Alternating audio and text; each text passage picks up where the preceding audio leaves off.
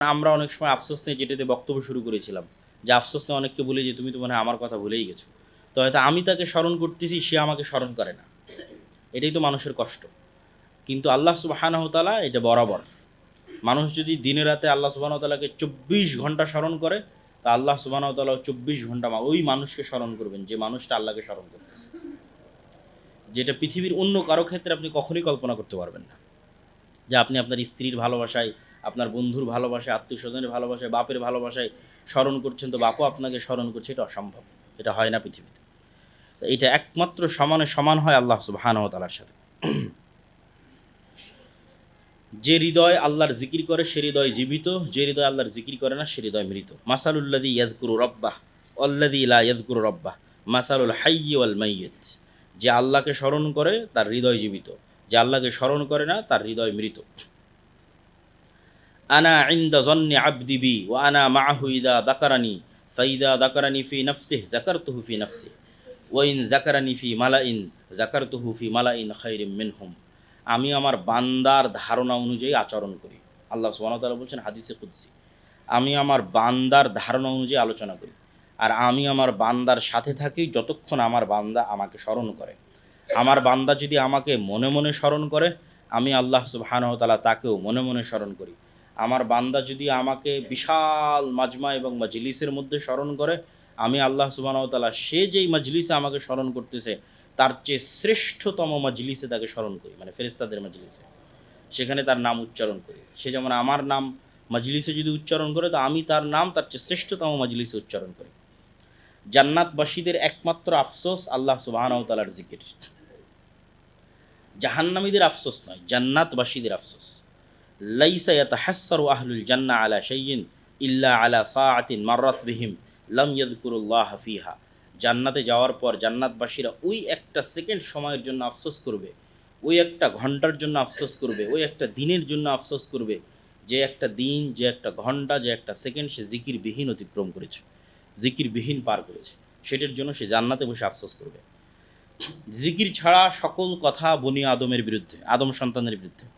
কালাম ইবনু আদম কুল্লুহু আলাইহি, আদম সন্তানের প্রত্যেক কথার হিসাব হবে, তার বিরুদ্ধে দাঁড় করানো হবে। তার কথাকে, কথা ঠিক বললো না মিথ্যা বললো না ভুল বললো, গীবত করলো না অপবাদ দিল, বিচার হবে। লা লাহু, তার পক্ষে কাজ করবে না। শুধু তার পক্ষে কাজ করবে কি, ইল্লা আমরন বিমারুফিন, সৎ কাজের আদেশ দেয়, আও নাহিয়ান আন মুনকারিন, অসৎ কাজ থেকে বাধা দেয়, আও যিকরন লিল্লাহি আযজা ওয়া জাল্লা, অথবা আল্লাহ সুবহানাহু ওয়া তাআলার স্মরণ করে। একমাত্র আল্লাহ সুবহানাহু ওয়া তাআলার স্মরণের যে বাক্যগুলো, এই বাক্যগুলোই তার পক্ষে কাজ করবে, আর বাকি সবগুলোর হিসাব হবে, তথা তাকে জিজ্ঞাসা জবাবদিহিতার মুখোমুখি হতে হবে কথাগুলোর জন্য। রাসূল সাল্লাল্লাহু আলাইহি ওয়াসাল্লামকে জিজ্ঞেস করা হলো, আইয়ুল আমালি আহাব্বু ইলাল্লাহ, আল্লাহর নিকটে সবচেয়ে প্রিয় আমল কোনটি? রাসূল সাল্লাল্লাহু আলাইহি ওয়াসাল্লাম বলেন, আন তামুতা ওয়া লিসানুকা রাতবুন মিন যিকরিল্লাহি আযজা ওয়া জাল্লা। এটাই আল্লাহর নিকটে সবচেয়ে প্রিয়, যে মানুষ মৃত্যুর মুখোমুখি এমত অবস্থায় তার জিহ্বা সিক্ত আছে আল্লাহ সুবহানাহু ওয়া তাআলার জিকিরে। এটা পৃথিবীর সবচেয়ে বড় নেয়ামত, যে মানুষ এমন অবস্থায় পৃথিবী থেকে বিদায় নিচ্ছে যখন তার জিহ্বা আল্লাহর স্মরণে সিক্ত আছে। আর এটা অবশ্যই দুনিয়ার অভ্যাস ছাড়া সম্ভব নয়। দুনিয়াতেই অভ্যাস ছাড়া, দুনিয়াতে আপনি যদি গানের প্রতি আসক্ত থাকেন, নেশার প্রতি আসক্ত থাকেন, বাদ্যযন্ত্রের প্রতি আসক্ত থাকেন, জুয়ার প্রতি আসক্ত থাকেন, তাহলে এটা অসম্ভব যে মৃত্যুর সময় আপনি আল্লাহর নাম স্মরণ করবেন বা আল্লাহর নাম স্মরণ করার তৌফিক আপনাকে দেওয়া হবে, এটা সম্ভব। এই ধরনের সকল নেশা থেকে যখন মানুষ মুক্ত থাকে এবং আল্লাহ সুবহানাহু ওয়া তাআলার সাথে কানেক্টেড থাকে, তখনই এই তৌফিক হবে যে সে মৃত্যুর সময় আল্লাহকে স্মরণ করতে পারবে। এবার ওই যে যেটা বলেছিলাম যে দোয়ার চাইতে জিকিরে বেশি পাওয়া যাবে, আল্লাহ সুবহানাহু ওয়া তাআলা বলছেন, মান শাগালাহু যিকরি আন মাসআলাতি আতাইতুহু আফদালা মা আ'তিস সাইলিন। যে ব্যক্তি আমার জিকিরে বেশি ব্যস্ত থাকে এবং এই বেশি ব্যস্ত থাকার কারণে সে আমার কাছে তেমন কিছু চাইতে পারেনি, যারা আমার কাছে দোয়া করে চেয়েছে আমি তাদের চেয়ে বেশি এই জিকিরকারীকে দিয়ে দেব। তথা তাকে আলাদা করে বলতে হবে না যে আল্লাহ সুবহানাহু ওয়া তাআলা আমার এটা দরকার, আমাকে এটা দেন। অটোমেটিকই আল্লাহ সুবহানাহু ওয়া তাআলা তার জন্য ব্যবস্থা করে দেবেন। জিকির হচ্ছে জান্নাতের বাগানে বৃক্ষরোপণ।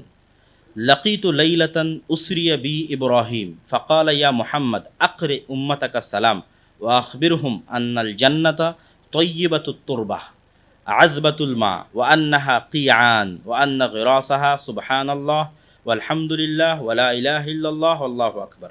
ইব্রাহিম আলাইহিসসালাম আমাকে মেরাজের সফরে আমাকে বলেছিলেন, হে মোহাম্মদ, তোমার উম্মতের কাছে আমার সালাম পৌঁছে দিও এবং তাদের জানিয়ে দিও জান্নাতের জমি অত্যন্ত উর্বর, পানি অত্যন্ত মিষ্টি, ঠিক আছে, কিন্তু জান্নাতে হচ্ছে মরুভূমির মতো, কোনো আবাদ নাই। এখন কেউ যদি চায় যে সে জান্নাতে যাবে আর মরুভূমিওয়ালা জান্নাতে বসবাস করবে, সেটা তার ব্যাপার। আর যদি মনে করে যে না, সে জান্নাতে তার বাড়ির আশেপাশে যেমন দুনিয়াতে সুন্দর গাছপালা লাগিয়েছে, বিশাল বাগান তৈরি করেছে, বিশাল লেক তৈরি করেছে, সেই লেকের ধারে আবার গাছপালা লাগিয়েছে, ফুলের গাছ, অমুকের গাছ, ফলের গাছ, তো সে যদি চায় যে তার জান্নাতের বাড়িটা এরকম সুজলা সুফলা শস্য শ্যামলা গাছপালায় ভরপুর থাকুক, তাহলে সে যেন জেনে রাখে জান্নাতের গাছ হচ্ছে সুবহানাল্লাহ, আলহামদুলিল্লাহ, লা ইলাহা ইল্লাল্লাহ এবং আল্লাহু আকবার। তথা সে যত বেশি আল্লাহ সুবহানাহু ওয়া তাআলার জিকির করবে, তার জান্নাতের বাগান, তার জান্নাতের গাছের বাগান তত বড় হতে থাকবে। যতক্ষণ জিকির ততক্ষণ আল্লাহ সুবহানাহু ওয়া তাআলার সাথে। আনা মা আবদি মা যাকারানি ওয়া তাহাররাকাত বি শাফাতাহু, আমি ততক্ষণই আমার বান্দার সাথে যতক্ষণ আমার বান্দা আমার জিকিরে তার ঠোঁট এবং তার জিহ্বাকে নড়াতে থাকে। আল্লাহ সুবহানাহু ওয়া তাআলাকে স্মরণ করলে তিনিও স্মরণ করেন, এটা আমরা আগেই বলেছি। স্বর্ণ এবং রৌপ্যের দানের চেয়ে উত্তম জিকির, সেটার হাদিসও আমরা আগেই উল্লেখ করেছি। জিকিরের জন্য আল্লাহর কাছে সহযোগিতা চাওয়া, যেটা আমরা সালাতের পরে বলে থাকি, আল্লাহুম্মা আইন্নি আলা যিকরিকা ওয়া শুকরিকা ওয়া হুসনি ইবাদাতিক, হে আল্লাহ, আপনি আমাকে সহযোগিতা করুন যেন আমি বেশি বেশি আপনার জিকির করতে পারি, বেশি বেশি যেন আমি আপনাকে স্মরণ করতে পারি। যারা জিকির করে তাদের যারা সঙ্গী হয় তারাও আল্লাহর দয়াপ্রাপ্ত। ইন্না লিল্লাহি মালাইকাতান ইয়াতুফুনা ফিত তুরুক, আল্লাহর কিছু ফেরেশতা আছে যারা জমিনে শুধু বিচরণই করতে থাকে, ইয়ালতামিসুনা আহলা যিকির, খুঁজতে থাকে কে কোথায় আল্লাহকে স্মরণ করছে। ফাইজা ওয়াজাদু কওমান ইয়াযকুরুন আল্লাহ, যখনই দেখে কোথাও কেউ আল্লাহকে স্মরণ করছে, বাকি ফেরেশতাদের সেখানে ডেকে নেয়, হালুম্মু ইলা হাজাতুকুম, আসো আসো, এই যে এখানে আমরা একজন আল্লাহকে স্মরণকারী ব্যক্তি পেয়েছি। ফায়াহুফুনাহুম বিআজনিহাতিহিম ইলাস সামাঈদ দুনিয়া, তারা তখন সকল ফেরেশতা সেখানে একত্রিত হয়ে তাদের পাখা দিয়ে ওই ব্যক্তির মাথা থেকে না একদম নিম্ন আসমান পর্যন্ত ঘিরে ফেলে। ফায়াস আলুহুম রব্বাহুম ওয়া হুয়া আ'লামু মিনহুম মা ইয়াকুলু আবদি, আল্লাহ যদিও জানে যে তার বান্দা কি জিকির করছে, তারপরেও আল্লাহ সুবহানাহু ওয়া তাআলা ফেরেশতাদের জিকির বলে জিজ্ঞেস করেন যে আমার বান্দা কি বলে। তখন ফেরেশতারা উত্তরে বলে, ইউসাব্বিহুনাক ওয়া ইউকাব্বিরুনাক ওয়া ইয়াহমাদুনাক, আপনার বান্দা আপনার তাসবিহ পাঠ করছে, আপনার বান্দা আল্লাহু আকবার তথা আপনার বড়ত্ব বর্ণনা করছে, ওয়া ইয়াহমাদুনাক আপনার প্রশংসা করছে, ওয়া ইউমাজ্জিদুনাক এবং আপনার শ্রেষ্ঠত্ব বর্ণনা করছে। ফায়াকুল উশহিদুকুম আন্নী গফারতু লাহুম, হে ফেরেশতারা তোমরা সাক্ষী থাকো আমি আমার এই বান্দাকে ক্ষমা করে দিলাম। ফায়াকুলু মালাকুম মিনাল মালাইকা, তখন ফেরেশতাদের একজন ফেরেশতা বলে, হে আল্লাহ, এর সাথে আরও একজন বসে আছে যে এই উদ্দেশ্যে আসেনি, দুনিয়াবি কোনো উদ্দেশ্যে সেখানে এসেছে। ইন্নামা জা আলি হাজাতিন, দুনিয়াবি কোনো উদ্দেশ্যে এসে আজকে জুমার খুতবা এখানে উপস্থিত হয়েছে। কেউ হয়তো আজকের জুমার খুতবা এখানে হয়তো কেউ ভিডিও করার জন্য এসেছে, কেউ হয়তো বই বিক্রির জন্য এসেছে, এরকম কোনো একটা আলোচনায়, কোনো একটা ইসলামী অনুষ্ঠানে কেউ ভিডিও করতে গেছে, কেউ হয়তো সেখানে বই বিক্রি করতে গেছে, কেউ হয়তো একটু বাদাম নিয়ে গেছে, ঠিক আছে না, কোনো না কোনো প্রয়োজনে, দুনিয়াবি প্রয়োজনে সেখানে গেছে, আল্লাহ সুবহানাহু ওয়া তাআলাকে স্মরণ করার জন্য না। তো ফেরেশতার অভিযোগ হচ্ছে আপনি যে এখানে সবাইকে ক্ষমা করে দিচ্ছেন, তো ও তো এই উদ্দেশ্য নিয়ে আসেনি। কারণ আল্লাহ সুবহানাহু ওয়া তাআলা হুমুল জুলাসাউ লা ইয়াশকা বিহিম জালিসুহুম, এরা এত শ্রেষ্ঠ, জিকিরকারীরা এত এত শ্রেষ্ঠ যে এদের সঙ্গীদের বঞ্চিত করা হবে না। এখন আপনি যদি খুব সম্মানী মানুষ হন আর আপনাকে যদি বিয়ের কোথাও দাওয়াত দেওয়া হয় আর আপনি যদি সেখানে অতিরিক্ত আর একজনকে নিয়ে যান, তো আপনার সম্মানে ওনাকে বাধা দিবে নাকি? বাধা দিবে না, কেন আপনি যে অনেক সম্মানী এই জন্য বাধা দিবেন। কিন্তু আবার যদি সাধারণ লেভেলের কেউ আসে তাহলে কিন্তু গুনে গুনে মাথা গুনে গুনে ঢুকাবে, যারে না একে তো দাওয়াত দেওয়া হয়নি, এর কার্ড কই, এর টোকেন কই। কিন্তু যখনই কোনো সম্মানী মানুষ যায় তখন কিন্তু বাধা দেওয়া হয় না।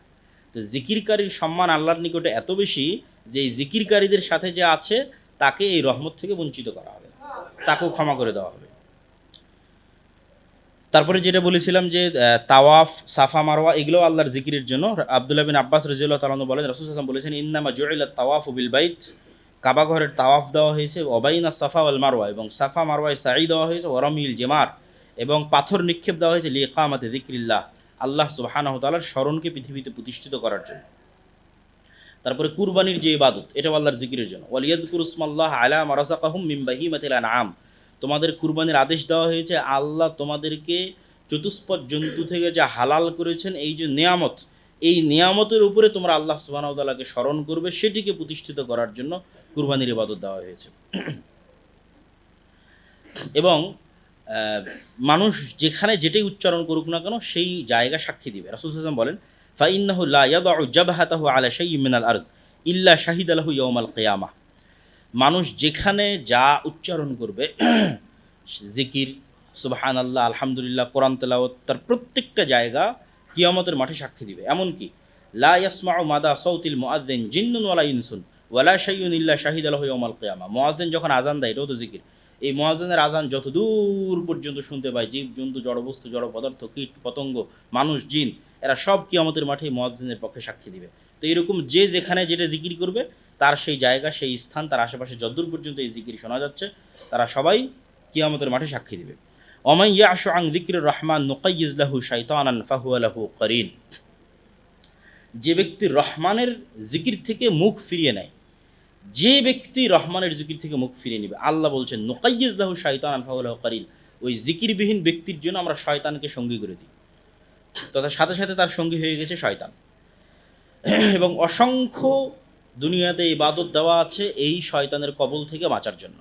আপনি খাবারের শুরুতে বিসমিল্লাহ বলেন, খাবারের শেষে আলহামদুলিল্লাহ বলেন, বাড়ি থেকে যখন বের হন তখন বিসমিল্লাহ তাওয়াক্কালতু আলাল্লাহ বলেন, বাড়িতে যখন ঢুকেন তখন আসসালামু আলাইকুম বলেন, যখন বাড়ির দরজা লাগান তখন বিসমিল্লাহ বলেন, জানালা লাগান তখন বিসমিল্লাহ বলেন, টয়লেটে যখন প্রবেশ করেন আল্লাহুম্মা আউযুবিকা মিনাল খুবুসি ওয়াল খাবাইস বলেন, ঠিক আছে? তারপরে রাতে যখন ঘুমাতে যান তখন বলেন, স্ত্রী সহবাসে যান তখন বলেন। এরকম প্রত্যেকটা ধাপে ধাপে যে দোয়াগুলো দেওয়া আছে, যে জিকিরগুলো দেওয়া আছে, এগুলো সবগুলোই শয়তান থেকে আত্মরক্ষা করার জন্য এবং শয়তান থেকে বাঁচার জন্য এই জিকিরগুলো দেওয়া আছে। এমনকি রাসূলুল্লাহ সাল্লাল্লাহু আলাইহি ওয়াসাল্লাম জীবন্তভাবে বলেছে, জীবন্তভাবে, একদম জীবন্ত, যে তিনি একদিন খেতে বসেছেন, তো একজন বিদুইন ওই খাবারের মধ্যে হাত দিতে গেছে, বিসমিল্লাহ বলেন, আল্লাহ নবী ওর হাত ধরে ফেলেছে, ঠিক আছে? এবং হাত ধরে আল্লাহ নবী বলতেছে, এই হাতের মধ্যে আমার হাতের সাথে শয়তানের হাত আছে, কেননা সে বিসমিল্লাহ না বলে খাবার নিতে যাচ্ছে। তাহলে এই যে জীবন্তভাবে রাসূল সাল্লাল্লাহু আলাইহি ওয়াসাল্লাম বলতেছে যে আমি যার হাত ধরে ফেলেছি, এই হাতের সাথে কার হাত আছে? শয়তানের হাত আছে। মানে এটা এত বাস্তব এবং এটা এত জীবন্ত এবং এত সত্য। তাহলে আমাদের কলব যতক্ষণ জিকির বিমুখ, ততক্ষণ তা শয়তানের সাথে কানেক্টেড অবস্থায় আছে বা শয়তান সেটিকে ব্যবহার করতে পারছে। এই জন্য জিকির হচ্ছে কোথাও মরিচে পড়ে গেলে যেমন আমরা বিভিন্ন কেমিক্যাল দিয়ে সেটা ধৌত করি, ঠিক আছে, নতুন করে রং করি, তো ঠিক মানুষের হৃদয়ে যখন জং ধরে যায়, মানুষের হৃদয়ে যখন ময়লা পড়ে যায়, কালো হয়ে যায়, তখন এই হৃদয়কে ধৌত করার কেমিক্যালই হচ্ছে জিকির, যেটি দিয়ে মানুষ আল্লাহ সুবহানাহু ওয়া তাআলাকে স্মরণ করবে এবং সে আল্লাহ সুবহানাহু ওয়া তাআলার নৈকট্য অর্জন করবে। তো আল্লাহ সুবহানাহু ওয়া তাআলা আমাদের সকলকে আজকের এই আলোচনা থেকে শিক্ষা নিয়ে সকালে এবং সন্ধ্যায়, বিশেষ করে ফজরের সালাতের পর থেকে নিয়ে সূর্য ওঠা পর্যন্ত এবং আসরের পর থেকে নিয়ে সূর্য ডুবা পর্যন্ত, এই সময়টাতে আল্লাহ সুবহানাহু ওয়া তাআলা আমাদের আল্লাহ সুবহানাহু ওয়া তাআলাকে স্মরণ করার তৌফিক দান করুক। আল্লাহুম্মা আমিন। অন্য কোনো সময় পারি অথবা না পারি, এই দুইটা সময়কে যেন আমরা অন্তত অল্প সময়ের জন্য হলো, 5 মিনিটের জন্য হলো, 2 মিনিটের জন্য হলো, 10 মিনিটের জন্য হলো, যেন চেষ্টা করি, চেষ্টাকে যেন অব্যাহত রাখি। আর আমরা আজকে যে শুধু আল্লাহ সুবহানাহু তাআলার স্মরণে ব্যস্ত হয়ে যায়, তখনই সে শতভাগ মুওয়াহহিদ তথা শতভাগ তাওহীদপন্থী, শতভাগ আল্লাহর একত্বে বিশ্বাসী। তখন তার অন্তর গানি, পৃথিবীর সকল কিছু থেকে মুখাপেক্ষীহীন হয়ে গেছে। মানুষের অন্তর পৃথিবীর কোনো না কোনো কিছুর সাথে কানেক্টেড থাকে। কারো অন্তর টাকার সাথে কানেক্টেড, কারো অন্তর ক্ষমতার সাথে কানেক্টেড, কারো অন্তর নারীর সাথে কানেক্টেড, কারো অন্তর জুয়ার সাথে কানেক্টেড, কারো অন্তর মোবাইলের সাথে কানেক্টেড।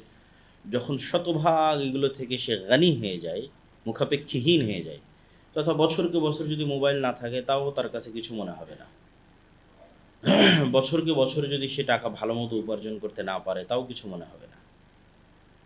এইরকম গানি হয়ে যাওয়ার নাম হচ্ছে, মুখাপেক্ষীহীন হয়ে যাওয়ার নাম হচ্ছে শতভাগ তাওহীদপন্থী। তারই একটা পাঠ হচ্ছে স্মরণে মুখাপেক্ষীহীন হওয়া, স্মরণে অমুখাপেক্ষী হওয়া, তথা শুধু আল্লাহ সুবহানাহু তাআলার স্মরণেই তার আত্মা প্রশান্তি পায়। আল্লাহ সুবহানাহু তাআলার স্মরণই তার আত্মার একমাত্র খাদ্য, একমাত্র নাস্তা, একমাত্র ডিনার, একমাত্র লাঞ্চ। যেমনটা শাইখুল ইসলাম ইমাম ইবনে তাইমিয়া রাহিমাহুল্লাহ বলেছিলেন যে তোমরা আমাকে কারাগারে বন্দি করে কি করবা, আমার জান্নাত তো আমার সাথেই আছে এবং আমার সকালের নাস্তা, দুপুরের খাবার এবং রাতের ডিনার হচ্ছে আল্লাহর জিকির। তাহলে যে ব্যক্তি আল্লাহ সুবহানাহু ওয়া তাআলার জিকিরের সাথে কানেক্টেড থাকে তার জন্য জেলখানা এবং দুনিয়া সমান, তথা সে যদি জেলখানাতেও থাকে তবুও তার জন্য সমান, যদি জেলখানার বাইরে থাকে তবুও তার জন্য সমান। তো আল্লাহ সুবহানাহু ওয়া তাআলার স্মরণ, জিকির, পৃথিবীতে যত ইবাদত আল্লাহ সুবহানাহু ওয়া তাআলা দিয়েছেন সবগুলো ইবাদতের মূল উদ্দেশ্য আল্লাহর স্মরণ। যেমন সালাতের ক্ষেত্রে আল্লাহ সুবহানাহু ওয়া তাআলা নিজে বলেছেন যে তোমরা সালাত আদায় করো আকিমিস সালাতা লিযিকরি, আমাকে স্মরণ করার জন্য। এবং আশ্চর্য হবেন যে সালাতে শুরু থেকে শেষ পর্যন্ত জিকির দিয়ে পরিপূর্ণ সালাতে দোয়ার পাঠের চাইতে দোয়ার পাঠ নাই বললেই চলে, 90% হচ্ছে জিকির। যেমন সালাতের জন্য যখন আমরা আজান দিই এই পুরো আজানটা হচ্ছে জিকির। আল্লাহু আকবার এটা জিকির, লা ইলাহা ইল্লাল্লাহ এটা জিকির। আবার আজানের পর যখন ইকামত দিলাম তখনও জিকির।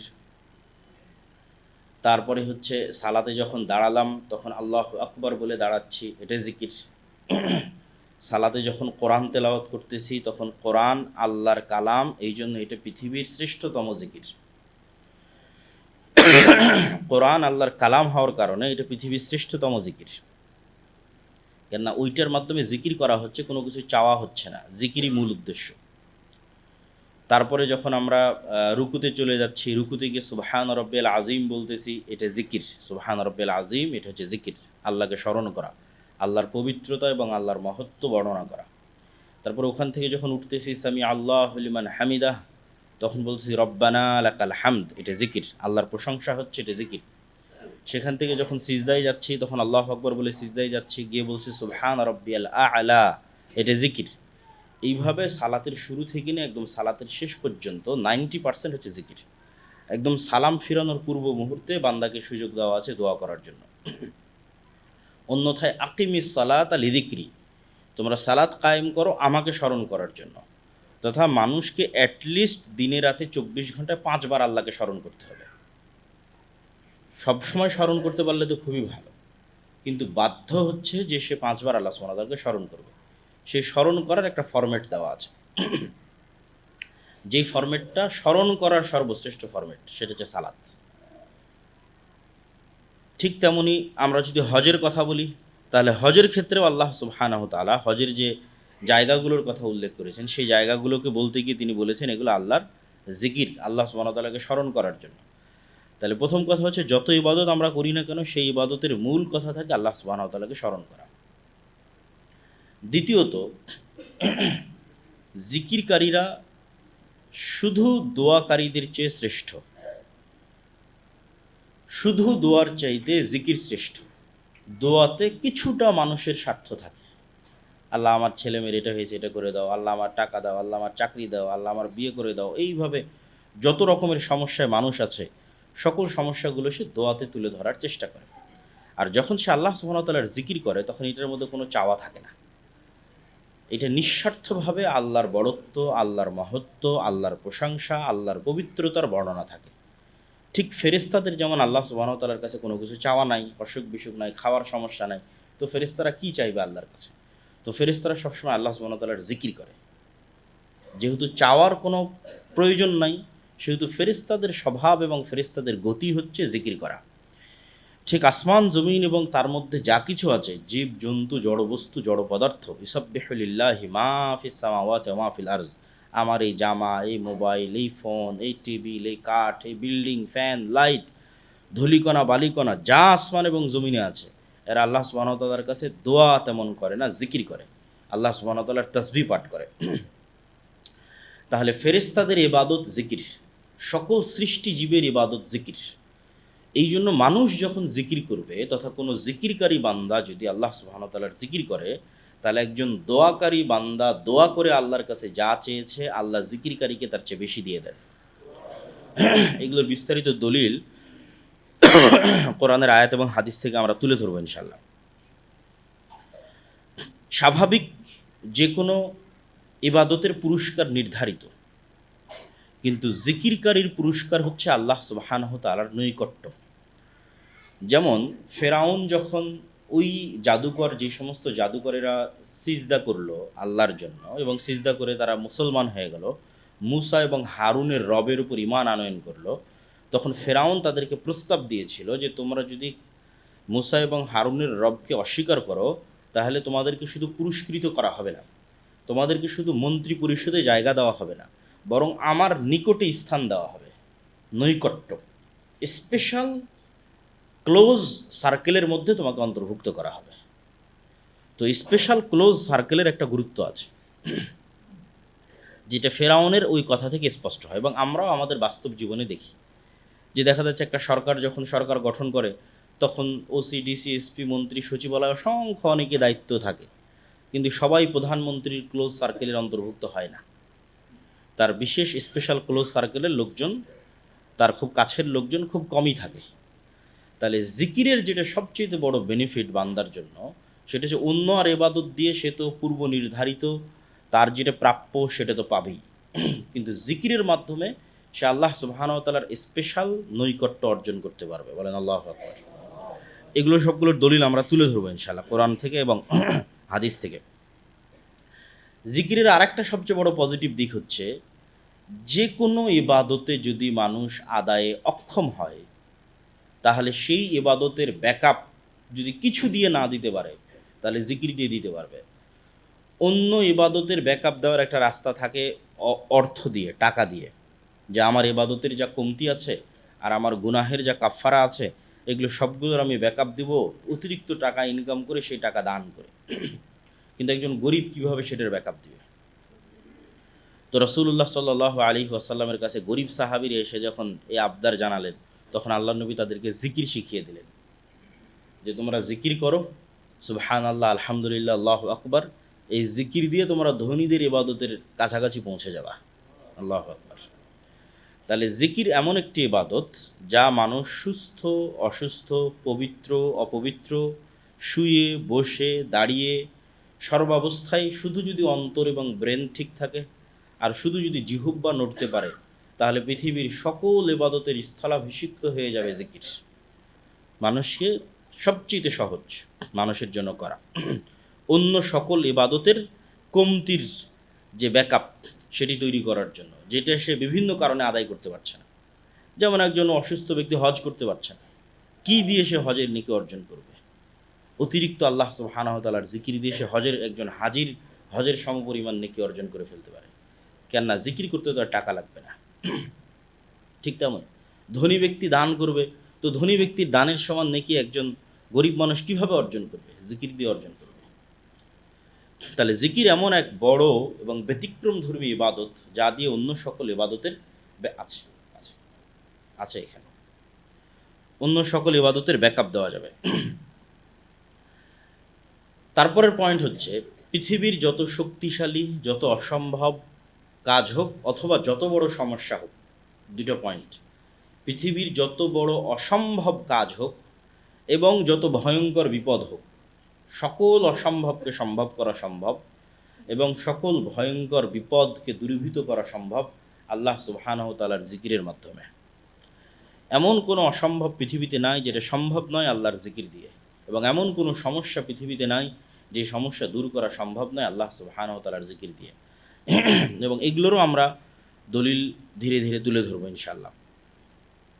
মুসা আলাইহিস সালাতু ওয়াস সালাম যখন মহাশক্তিশালী ফেরাউনের বিপরীতে দাওয়াত দিতে গেলেন, তো মুসা আলাইহিস সালাতু ওয়াস সালামের তুলনা ফেরাউনের সাথে বহু বক্তব্যে আমি করেছি, যে আমাদের রাজশাহী, চাঁপাইনবাবগঞ্জ অথবা ঢাকা, নারায়ণগঞ্জ, নরসিংদীর একদম গ্রামের অজপাড়া গায়ের একজন কৃষককে যদি বলা হয় যা আমেরিকার প্রেসিডেন্ট ডোনাল্ড ট্রাম্পের কাছে দাওয়াতি কাজ করতে হবে, তাহলে এই ঢাকার এই সাধারণ মানুষ, ঢাকার এই রিক্সা চালক আমেরিকার ডোনাল্ড ট্রাম্পের কাছে যা দুর্বল, আজ থেকে 5000 বছর আগে মুসা আলাইহিস সালাম ফেরাউনের কাছে তার চেয়ে বেশি দুর্বল ছিল। কেননা মুসা আলাইহিস সালামকে যখন ফেরাউনের দরবারে যেতে বলা হয়েছে তখন উনি ফেরাউনের দরবারে ফাঁসির মৃত্যুদণ্ডপ্রাপ্ত আসামি। যখন ওনাকে যেতে বলা হয়েছে তখন উনি নিজ বাড়িতে নাই, পলাতক 10 বছর থেকে। যখন ওনাকে যেতে বলা হয়েছে তখন উনি 10 বছর থেকে মানুষের বাড়ির কাজের লোক। অন্তত এই রিক্সা চালকের তো বাড়িঘর আছে, আত্মীয় স্বজন আছে, আর মুসা আলাইহিস সালাম এমন গোলাম জাতির সদস্য যার মা পরিচয় দিতে পারবে না এটা আমার সন্তান। এই জন্য মুসা আলাইহিস সালাম ফেরাউনের কাছে বেশি দুর্বল ছিলেন। আজকের গাজার মুসলমানেরা অত দুর্বল নয় ইসরায়েলের কাছে, মূসা আলাইহিস সালাম ফেরাউনের কাছে যত দুর্বল ছিলেন। তো মূসা আলাইহিস সালাম কী দিয়ে ফেরাউনের বিরুদ্ধে জয়লাভ করবে? আল্লাহ বলছে ওয়ালা তানিয়া ফি জিক্রি, যাও ফেরাউনের কাছে যাও, কিন্তু আমার জিকির সবসময় অব্যাহত থাকবে। কোরআনের আদেশ, আল্লাহ সুবহানাহু ওয়া তাআলা মূসা আলাইহিস সালামকে বলছে তুমি যাও ফেরাউনের কাছে, কিন্তু তুমি সদা সর্বদা আমার জিকিরে ব্যস্ত থাকবে, আমাকে স্মরণ করবে। কেন আল্লাহর ক্ষমতা এবং আল্লাহর সাহায্য এবং আল্লাহর গায়েবী মদদ ছাড়া ফেরাউনের মতো এত শক্তিশালী শাসককে পরাজিত করা মুসা আলাইহিস সালামের পক্ষে দুনিয়াবী লজিকে সম্ভব নয়। তারপরের কথা হচ্ছে জিহ্বা এমন একটা জিনিস, এমন একটা বস্তু যা দিয়ে জাহান্নামে যাওয়া যত সহজ, জান্নাতে যাওয়া তত সহজ। পৃথিবীর আর যে কোনো গুনাহ করাতে শয়তানকে অনেক পরিশ্রম করতে হয়, অনেক পরিশ্রম করতে হয় শয়তানকে। আপনাকে দিয়ে জেনা করাবে, এটির জন্য শয়তানকে অনেক পরিশ্রম করতে হয়। কেননা আত্মীয় স্বজনের ভয় আছে, সমাজে মান সম্মানের ভয় আছে, স্ত্রী পুত্র সন্তানের মান সম্মানের ভয় আছে, সব মিলিয়ে অনেক প্ল্যানের পর হয়তো শয়তান আপনাকে এত বড় অপরাধ করাতে পারে। অথবা আপনি হয়তো কাউকে হত্যা করবেন, দুনিয়ার আইন আদালতের ভয় আছে, স্থায়ীভাবে জেলে যাওয়া, ফাঁসি হতে পারে, কত রকমের ভয় আছে। তাহলে কাউকে হত্যার মতো গুনাহ করাতে হলে শয়তানকে অনেক পরিশ্রম করতে হয়। তাহলে শয়তান কিভাবে আপনাকে দ্রুত জাহান্নামে নিয়ে যাবে? জেনাও করাতে এত কঠিন, হত্যা করাতেও এত কঠিন, এগুলি তো বড় অপরাধ। আরও অপরাধগুলোর ক্ষেত্রেও মানুষ চিন্তা করে। তাহলে একটা অপরাধ, যে অপরাধে মানুষ চিন্তা করে না, সে অপরাধ হচ্ছে অমুকের নিন্দা করো, অমুকের গীবত করো, অমুককে গালি দাও। ফেসবুকে হোক, ইউটিউবে হোক, চায়ের আড্ডায় হোক, গল্পে হোক। এইটা করতে যেহেতু কোনো জবাবদিহিতা নাই, কোনো ভয়ভীতি নাই, ফলত এইটা শয়তান বলে আর মানুষ সাথে সাথে করে। ঠিক সুইচ চিপলে যেভাবে লাইট জ্বলতেছে সাথে সাথে, ওইভাবে শয়তান অন্তরে আদেশ দিচ্ছে অমুককে গালি দাও, বাস অমুকের বিরুদ্ধে কমেন্ট করো, সাথে সাথে আমাদের কমেন্ট, গালি, আলোচনা শুরু হয়ে যাচ্ছে। তো এই জিহ্বা কিয়ামতের মাঠে খুব ভয়ঙ্কর হবে, কেননা এই প্রত্যেকটা কথার হিসাব হবে, যেহেতু এগুলো মানুষের হক সংক্রান্ত। তখন এই জিহ্বার আমল দিয়ে মানুষ জাহান্নামে চলে যাবে। রাসূল সাল্লাল্লাহু আলাইহি ওয়াসাল্লাম বলছে পৃথিবীতে সবচেয়ে বেশি মানুষ জাহান্নামে যায় দুটি জিনিস দিয়ে। একটা হচ্ছে দুই চোয়ালের মাঝে যে জিহ্বা আছে, আর দুই পায়ের মাঝে যে লজ্জাস্থান আছে। তো লজ্জাস্থানের গুনাহ করানো শয়তানের জন্য কঠিন, কিন্তু জিহ্বার গুনাহ করানো তো খুবই সহজ। তাহলে আমরা প্রতিনিয়ত নিজের জানতে অজান্তে এই জিহ্বাকে একটা এমন একটা কাজে লাগাচ্ছি যেটা দিয়ে আমরা জাহান্নামে চলে যাব। অথচ ওই জায়গায় এত বড় একটা সুবর্ণ সুযোগ আছে যে এই জিহ্বা দিয়ে তুমি মানুষের গীবত, তোহমত, গালমন্দ বাদ দিয়ে সুবহানাল্লাহ, আলহামদুলিল্লাহ, আল্লাহু আকবার, লা ইলাহা ইল্লাল্লাহ, সুবহানাল্লাহি ওয়া বিহামদিহি, সুবহানাল্লাহিল আযীম পড়তে থাকো। এই জিহ্বা এত সহজ আমল দিয়ে তোমাকে জান্নাতে নিয়ে চলে যাবে। আল্লাহু আকবার। তাহলে আমরা কিভাবে এই জিহ্বার এই আমানতকে নষ্ট করতেছি মানুষের গীবত, তোহমত এবং গালমন্দ করে? সম্মানিত উপস্থিতি, মানুষ যেখানে যেভাবে জিকির করবে, প্রত্যেকটা জায়গা, প্রত্যেকটা স্থান কিয়ামতের মাঠে মানুষের জন্য সাক্ষী দিবে। জিকিরের বিষয়ে আমরা মোটামুটি যে সারমর্ম তুলে ধরার চেষ্টা করলাম, এগুলোর পাশাপাশি এখন আপনাদের সামনে একটু দলিল তুলে ধরি। দলিলগুলো যখন পড়ব তখন আরও স্পষ্ট হবে জিকিরের বিষয়গুলো। আল্লাহ সুবহানাহু ওয়া তাআলা বলছেন, ইয়া আইয়ুহাল্লাযীনা আমানু ইযা লাকীতুম ফিআতান, হে ইমানদার বান্দারা, যখন তোমরা যুদ্ধের মাঠে শত্রুর মুখোমুখি হবে, ফাসবুতু, তখন তোমরা অটল থাকো, অযকুরুল্লাহ কাসীরা, আর যুদ্ধের মাঠে শত্রুর মোকাবেলায় বেশি বেশি জিকির করো, লাআল্লাকুম তুফলিহুন, যাতে তোমরা যুদ্ধে বিজয়ী হতে পারো। ইয়া আইয়ুহাল্লাযীনা আমানু যকুরুল্লাহা যিকরান কাসীরা ওয়াসাব্বিহুহু বুকরাতাও ওয়া আসীলা, হে ইমানদারগণ, তোমরা আল্লাহর প্রচুর জিকির করো এবং সকালে সন্ধ্যায় আল্লাহর তাসবিহ পাঠ করো। জিকিরের দুটো সময় কোরআন মাজিদে স্পেশালি উল্লেখ করা আছে, একটা সকালে, একটা সন্ধ্যায়। সকাল সন্ধ্যার জিকির স্পেশালি কোরআন মাজিদে বারবার বলা আছে, ওয়াসাব্বিহুহু বুকরাতাও ওয়া আসীলা। আর যেহেতু ইসলামের প্রত্যেকটা ইবাদত টাইম রিলেটেড, প্রত্যেকটা সূক্ষ্ম থেকে সূক্ষ্মভাবে টাইমের সাথে কানেক্টেড, হজ, ঈদ, সিয়াম, সাহারি, ইফতারি, 5 ওয়াক্ত সালাত সব নির্ধারিত সুনির্ধারিত টাইমের সাথে কানেক্টেড। তো এই জন্য জিকিরের ক্ষেত্রেও আল্লাহ সুবহানাহু ওয়া তাআলা সুনির্ধারিত সময়ের কথা উল্লেখ করেছে, সকালে এবং সন্ধ্যায়। এবং এটা সামনে আরও যত আয়াত পড়ব সেগুলোর মধ্যেও আসতে পারে সকালে সন্ধ্যার কথা। তো সকাল সন্ধ্যা মানে হচ্ছে ফজর পর থেকে সূর্য ওঠা পর্যন্ত, তথা সূর্যোদয়ের পূর্ব পর্যন্ত। আর সন্ধ্যা মানে হচ্ছে আসরের পর থেকে সূর্য ডুবা পর্যন্ত, তথা সূর্য ডোবার পূর্ব পর্যন্ত। অনেকেই ভুল বুঝে মনে করে সন্ধ্যার জিকির মানে মাগরিবের সালাতের পরের জিকির। জি না, সন্ধ্যার জিকির মানে সূর্য ডুবার পূর্বের জিকির। আসরের সালাতের পর থেকে নেওয়ার সময়টা শুরু হয়, সূর্য ডুবা পর্যন্ত এই সময়টা অব্যাহত থাকে। এটা পৃথিবীর খুব স্পেশাল একটা টাইম। এই সময় ইউশা বিন নুনের দোয়া কবুল করা হয়েছিল, যখন ইউশা বিন নুন বলেছিল যে হে আল্লাহ আপনি সূর্যকে থামিয়ে দেন। এইরকম একটা ব্যতিক্রম দোয়া এই সময় কবুল হয়েছে। এই জন্য অনেক মুহাদ্দিসের মত যে জুমার দিন যে স্পেশাল টাইমের কথা বলা হয়েছে, যেই সময় মানুষ কিছু বললে সেটা সাথে সাথে কবুল হয়ে যাবে। তো মুহাদ্দিসিনে কেরাম দুইটা মত দিয়েছে। একটা হচ্ছে যখন থেকে আজান শুরু হলো, আজান থেকে না একামত পর্যন্ত, মানে সালাতে আমরা যে একামতে দাঁড়াবো, এই যে সময় আমরা এখন বসে আছি আলোচনা করতেছি বক্তব্য দিচ্ছি, এই সময়টা, এটা একদল আলেমের মত। আর আরেকদল আলেমের মত হচ্ছে না, আসর থেকে নিয়ে সূর্য ডুবা, জুমার দিন আসর থেকে নিয়ে সূর্য ডুবা পর্যন্ত সময়টা হচ্ছে ওই স্পেশাল টাইম জুমার দিনের, যেই স্পেশাল টাইমে মানুষ মুখ দিয়ে যা উচ্চারণ করবে তা বাস্তবায়ন হয়ে যাবে। তো এই জন্য সন্ধ্যার জিকির মানে আসরের পর থেকে নিয়ে সূর্য ডুবার পূর্ব পর্যন্ত সময়ের জিকির।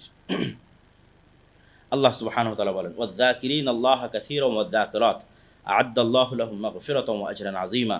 যারা আল্লাহকে অত্যধিক স্মরণ করে এরকম পুরুষ, যারা আল্লাহকে অত্যধিক স্মরণ করে এরকম নারী, তাদের জন্য আল্লাহ সুবহানাহু ওয়া তাআলা প্রস্তুত রেখেছেন ক্ষমা এবং মহাপুরস্কার। ফাইদা কযাইতুম মানাসিকাকুম, যখন তোমরা হজ সম্পূর্ণ করো, উমরা সম্পূর্ণ করো, ফাযকুরুল্লাহা কাযিকরিকুম আবাআকুম আও আশাদ্দা যিকরা। কারো বাপ মা মরে গেলে যেমন সে পিতামাতাকে স্মরণ করে, কারো সন্তান সন্ততি মরে গেলে যেমন সে সন্তান সন্ততিকে স্মরণ করে, আল্লাহ বলতেছেন এটা। তো ওই মৃত সন্তান সন্ততি, মৃত বাপ মাকে তোমরা যতটুকু স্মরণ করো তার চেয়েতেও বেশি, তার চেয়েতেও আরও ভয়ঙ্কর বেশিভাবে তোমরা আল্লাহ সুবহানাহু ওয়া তাআলাকে স্মরণ করো। ফাখরাজা আলা কওমিহি মিনাল মিহরাব ফাআওহা ইলাইহিম আন সাব্বিহুহু বুকরাতান ওয়া আসীলা। জাকারিয়া আলাইহিস সালাতু ওয়াস সালাম যখন আল্লাহর কাছে দোয়া করলেন যে তার সন্তান দরকার এবং তিনি বৃদ্ধ আর তার স্ত্রী বন্ধ্যা, তখন আল্লাহ বললেন সন্তান হবে। জাকারিয়া আলাইহিস সালাম বললেন আলামত চাই। তখন কোরআনের আয়াত আল্লাহ সুবহানাহু ওয়া তাআলা জাকারিয়াকে আদেশ দিলেন আন সাব্বিহুহু বুকরাতান ওয়া আশিয়া, সকালে সন্ধ্যায় আল্লাহর তাসবিহ পাঠ করো। তো সকালে সন্ধ্যায় কথাটা কিন্তু বিভিন্ন সময় বারবার আসতে থাকবে কোরআন মাজিদের আয়াতের মধ্যে। আপনারাও যদি কোরআন পড়েন সেখানে পাবেন যে আল্লাহ সুবহানাহু ওয়া তাআলা বারবার বলছে সকাল সন্ধ্যায়, ওয়াজকুরিসমা রব্বিকা বুকরাতান ওয়া আসীলা, তোমরা তোমাদের প্রতিপালককে স্মরণ করো বুকরাতান ওয়া আসীলা, সকালে এবং সন্ধ্যায়। ফাসবির আলা মা ইয়াকুলুনা ওয়াসাব্বিহ বিহামদি রব্বিকা ক্বাবলা তুলুইশ শামসি ওয়া ক্বাবলাল গুরুব। মানুষ আপনার নামে যা বলে আপনি সেটির উপর ধৈর্য ধারণ করুন। ওয়াসাব্বিহ বিহামদি রব্বিকা, আর আপনার প্রতিপালকের তাসবিহ পাঠ করুন ক্বাবলা তুলুইশ শামসি, সূর্য ওঠার পূর্বে, ওয়া ক্বাবলাল গুরুব, আর সূর্য ডুবে যাওয়ার পূর্বে।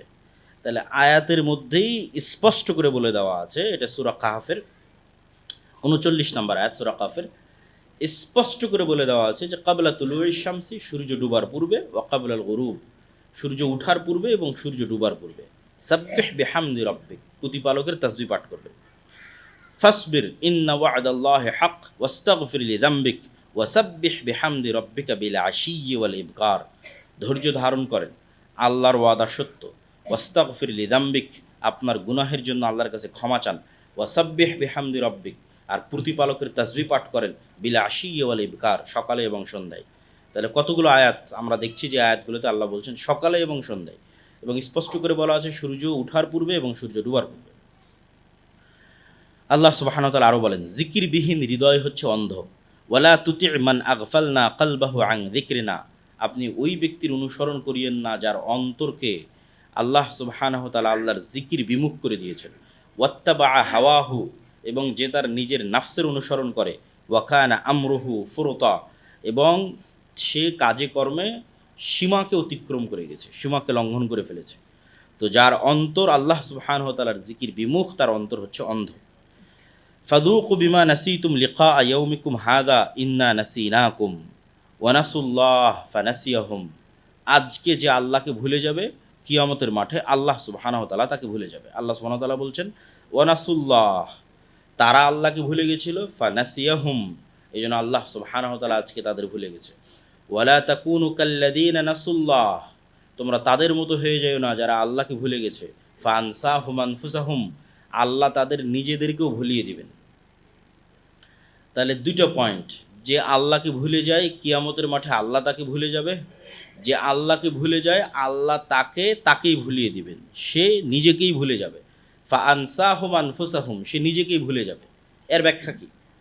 একটা তো আল্লাহ ভুলে যাবেন কিয়ামতের মাঠে, সেটা তো স্বাভাবিক, সবাই বুঝতেছে, যেহেতু কোরআনের আয়াতে হুবহু ওইভাবেই এসেছে যে তোমরা যেভাবে আমাকে ভুলে গেছিলে, ইন্না নাসিনাকুম, আমরা সেভাবে তোমাদের ভুলে গেছি।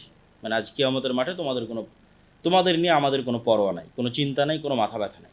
কেন দুনিয়াতে আমাদের নিয়ে তোমাদের কোনো চিন্তা, কোনো স্মরণ ছিল না, কিন্তু আপনি আপনাকেই ভুলে যাবেন, এটার অর্থ কী? এটার অর্থ হচ্ছে যে ব্যক্তি আল্লাহ সুবহানাহু তাআলাকে স্মরণ করে না, আল্লাহ সুবহানাহু তাআলা তাকে এমন কাজে ব্যস্ত রাখেন যা তার দুনিয়া এবং পরকালে কোনো উপকারে আসে না। যে আল্লাহ সুবহানাহু তাআলাকে ভুলে যায়, আল্লাহ সুবহানাহু তাআলা তাকে এমন কাজে ব্যস্ত রাখেন যে কাজে তার দুনিয়া এবং পরকালে কোনো উপকার আসে না। এই সারাদিন মোবাইল চালাচ্ছে, ফেসবুক, ইউটিউব, টুইটারে ব্যস্ত আছে, ঠিক আছে, মদ জুয়ার আড্ডায় ব্যস্ত আছে, সন্ত্রাস চাঁদাবাজিতে ব্যস্ত আছে, তথা এমন কাজে ব্যস্ত আছে যেখানে তার দুনিয়াও ধ্বংস হচ্ছে, জুয়াতে ব্যস্ত আছে যেখানে তার পরকালও ধ্বংস হচ্ছে। তাহলে এই ব্যক্তি তার নিজেকে ভুলে গেছে, তার নিজের কোথায় উপকার সেটাই সে জানে না। এটা হচ্ছে আল্লাহকে ভুলে যাওয়ার শাস্তি। যে কোনো বিপদ দূর হয়ে যেতে পারে আল্লাহ সুবহানাহু ওয়া তাআলার জিকিরে। ফালাউলা আন্নাহু কানা মিনাল মুসাব্বিহিন লা লাবিসা ফি বাতনিহি ইলা ইয়াউমি ইউবাথুন, যদি ইউনুস মাছের পেটে আল্লাহ সুবহানাহু ওয়া তাআলাকে স্মরণ না করত, তাহলে আমি আল্লাহ ইউনুসকে মাছের পেটে কিয়ামত পর্যন্ত রেখে দিতাম। যদি সে তাসবিহ পাঠ না করতো। ইউনুস আলাইহিস সালাম কিন্তু মাছের পেটে বলেনি যে আল্লাহ আপনি আমাকে বাঁচান, দোয়া নাই কিন্তু। আপনারা ওইটার অনুবাদ পড়ে দেখবেন যে লা ইলাহা ইল্লা আনতা সুবহানাকা ইন্নী কুনতু মিনাজ জালিমিন, এটার মধ্যে এই দোয়া নাই যে আল্লাহ আমি মাছের পেটে বিপদে আছি, আপনি আমাকে বাঁচান। কেন দোয়ার চেয়েতেও পাওয়ারফুল হচ্ছে জিকির।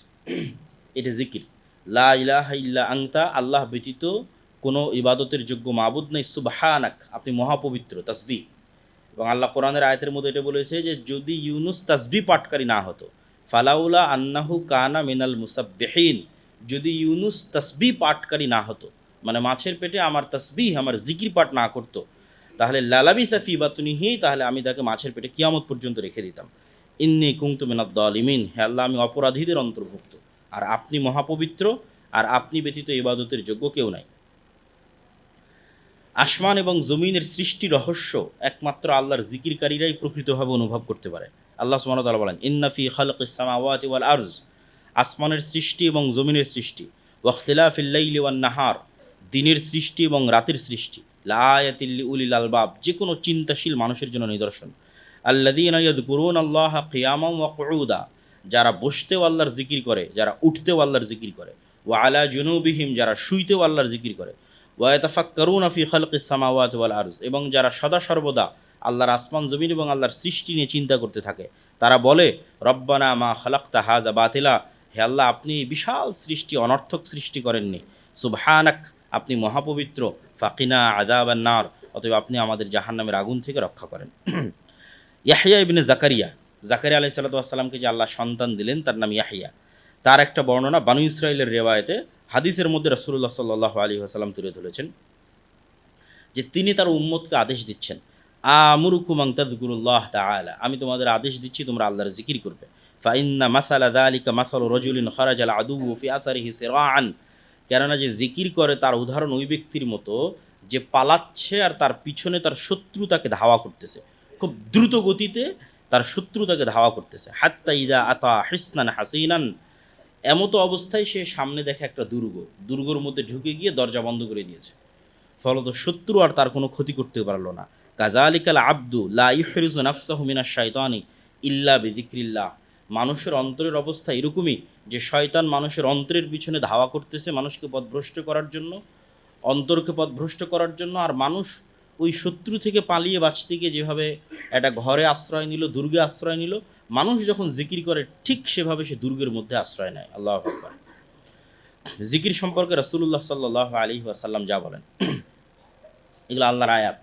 এবার রাসূল সাল্লাল্লাহু আলাইহি ওয়াসাল্লামের হাদিস, আলা উনাব্বিউকুম বিখাইরি আমালিকুম ওয়া আযকাহা ইনদা মালিকিকুম ওয়া আরফাইহা ফি দারাজাতিকুম ওয়া খায়রুন লাকুম মিন ইনফাকিয যাহাবি ওয়াল ওয়ারিকি, আমি কি তোমাদের এমন কোনো আমলের কথা বলে দিব না যা তোমাদের সবচেয়ে উত্তম আমল, তোমাদের মালিক আল্লাহ সুবহানাহু ওয়া তাআলার কাছে সবচেয়ে পবিত্র, সবচেয়ে বেশি মর্যাদা বৃদ্ধিকারী, এবং স্বর্ণ এবং রূপা আল্লাহর রাস্তায় দান করার চেয়ে উত্তম।